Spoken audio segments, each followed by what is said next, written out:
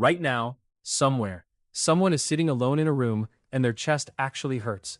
Not sadness in some poetic sense, an actual physical ache, somewhere behind the ribs. And here's the part almost nobody tells them. That ache isn't in their head.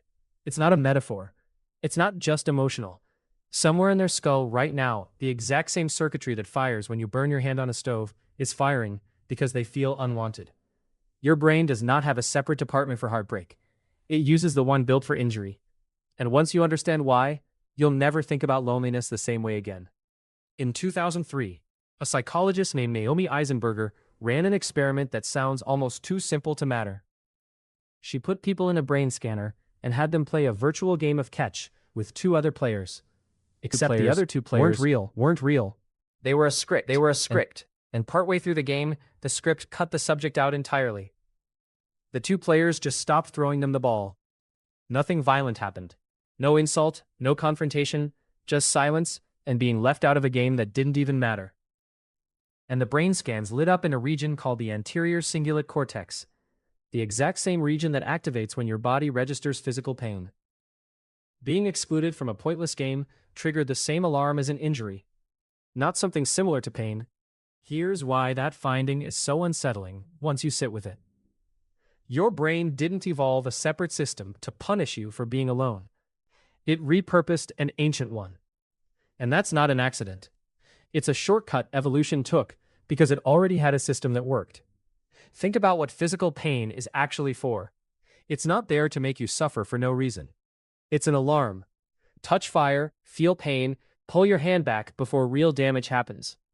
Pain is your body's way of saying, this is a threat to your survival. Act now.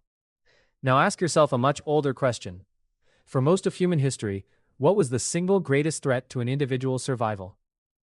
It wasn't predators directly. It was being alone. A human alone on the savannah, cut off from the group, had no one to watch for danger while they slept, no one to share food during a bad season, no one to help fight off a threat. Exile wasn't an inconvenience.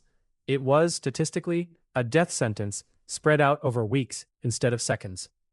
So when a brain evolved that could treat social exclusion with the same urgency as a physical wound, that brain had an advantage. It felt the danger of being cut off from the group as intensely as the danger of a blade or a fall, and it acted on it immediately, instead of shrugging it off as just a feeling. The humans who felt loneliness as agony fought harder to stay connected. The ones who could shrug it off easily often didn't survive long enough to pass that indifference on. What we call the pain of loneliness today is a fossil. It's an alarm system built for a world where isolation genuinely meant dying. Still running at full volume, in a world where you can survive being alone for the rest of your life without a single physical threat touching you. Here's where the honest version of this story gets more complicated. Because I'm not going to pretend the science is fully settled. Since Eisenberger's original study, some researchers have pushed back on how literally we should take loneliness is physical pain. A few later attempts to replicate the exact overlap in the anterior cingulate cortex found the effect was weaker or more inconsistent than the first headline suggested. The honest picture is this. Social pain and physical pain share real neural territory, more than almost anyone expected before 2003. But whether it's the exact same circuit doing double duty, or two overlapping circuits that evolve to feel similar because they serve a similar warning function, is still being argued over in journals right now. What isn't in dispute is the subjective experience. Ask anyone who has felt genuinely isolated, and they will not describe it as merely sad. They'll use words like ache, hollow, heavy in the chest. The language people reach for, across cultures, is the language of injury. That alone tells you something the brain scans are still catching up to. Now, here's the part that should actually concern you, because it's not about the past anymore. It's about right now, tonight, on your phone. Your ancient alarm system was calibrated for a world with maybe 50 to 150 people in your entire social universe. Small tribes. Everyone you'd ever meet, you'd likely see again. Connection meant shared fire, shared food, eye contact, time. Today, you can have 800 followers, a group chat that never sleeps, a notification every few minutes, and still feel the exact same ache Eisenberger's subjects felt when the ball stopped coming their way. Because the alarm isn't measuring how many people know your name, it's measuring something much narrower. Does anyone actually see me? Does anyone actually reach for me? Social media is extremely good at giving you the appearance of the second thing while quietly withholding the first. Likes look like acknowledgement. They rarely carry the weight that acknowledgement is built to satisfy. So the ancient system keeps firing quietly in the background, unsatisfied, because it's asking a question that a notification was never built to answer. And this is where it gets almost cruel. Because loneliness doesn't just hurt, it changes your behavior in a way that can make it worse. Studies on chronic loneliness show something strange. It doesn't just make people sad, it makes them hypervigilant. Lonely people, on average, become quicker to notice signs of rejection that may not even be there. Quicker to interpret a neutral text message as cold, a delayed reply as a snub. The ancient alarm, running too hot for too long, starts seeing threats that aren't there, which pushes people to withdraw further, just to protect themselves from the sting. Here's something people rarely admit, because it doesn't fit the image loneliness usually gets: someone sitting by themselves in an empty room. You can trigger this exact same alarm while surrounded by people. Stand at a party where you don't know anyone. Sit through a family dinner where the conversation moves around you but never quite includes you. Or scroll through a group chat where everyone else seems to have an inside joke you weren't part of. And the ache can hit exactly as hard as being physically alone. Sometimes harder, because your rational brain keeps arguing with it. There are people right here, it says.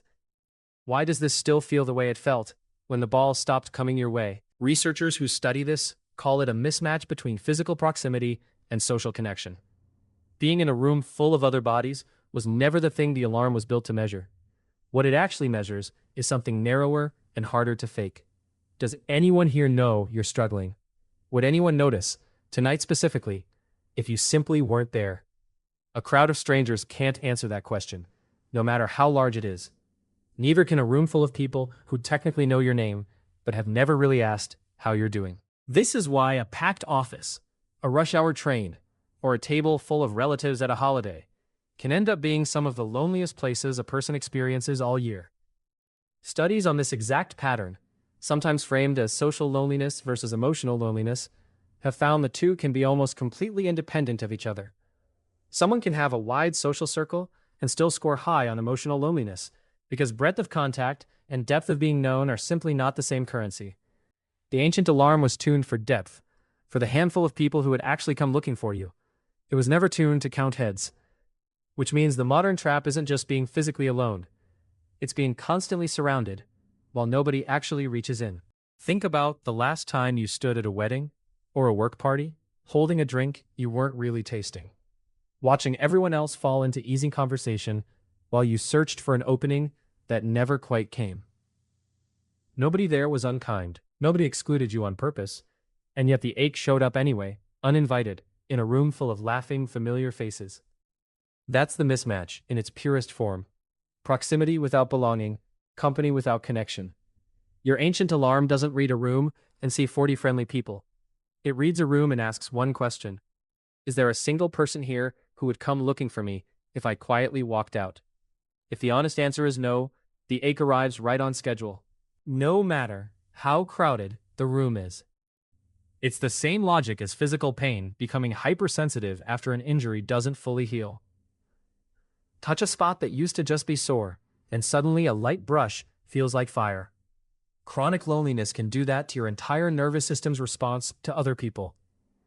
So if that alarm is this old, this deep, and this easy to accidentally worsen, what do you actually do with that information? Here's the reframe worth sitting with.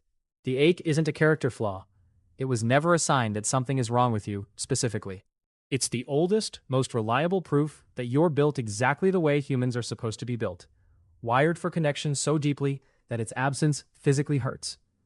The people throughout history who felt nothing when isolated weren't the strong ones. They were the ones evolution was quietly filtering out. Feeling this is not weakness. It is, in the most literal sense, your ancestors' survival instinct still working exactly as designed, thousands of generations later, in a body that hasn't caught up to how easy it now is to be surrounded by people and still feel entirely unseen. Which means the fix was never going to come from more notifications, or a bigger follower count, or a louder group chat. The alarm isn't measuring numbers. It's measuring whether one specific thing is happening. Does someone actually see you, right now, in a way that costs them something? Their time, their attention, their presence. That's the only signal that ever satisfied it, back when your ancestors sat around one fire, and it's still the only signal that satisfies it now. So the next time that ache shows up, uninvited, in a room that isn't even empty, don't read it as proof that something is broken in you. Read it for what it actually is. 100,000 years of instinct, telling you the truth about what you need, in the only language it ever learned to speak.